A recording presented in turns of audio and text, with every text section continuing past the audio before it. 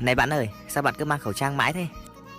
Hiện tại đang có dịch nên mình xin phép đeo khẩu trang để phục vụ ạ. Làm gì có, xấu gái chứ gì. Cởi ra xem nào.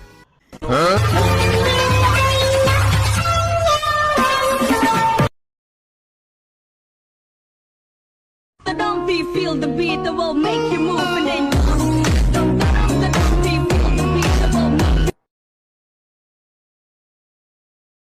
来了来了，他们真的来了。OK，ladies and gentlemen, boys, let's go。这个音乐叫做 Come on, come on, let's go。Yeah, I'm tired, I'm tired, I'm so tired。trò hô của tu đã chi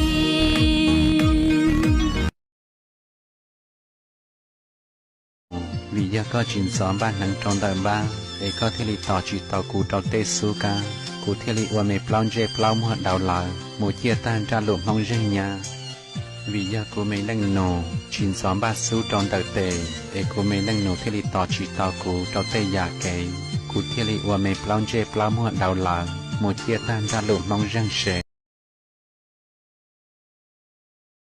nàng mua nhia thiết sao rùng rào rong giọt rào rong gì kia cu lú xiên trời có rong tia vì hay tia cá bao su su ô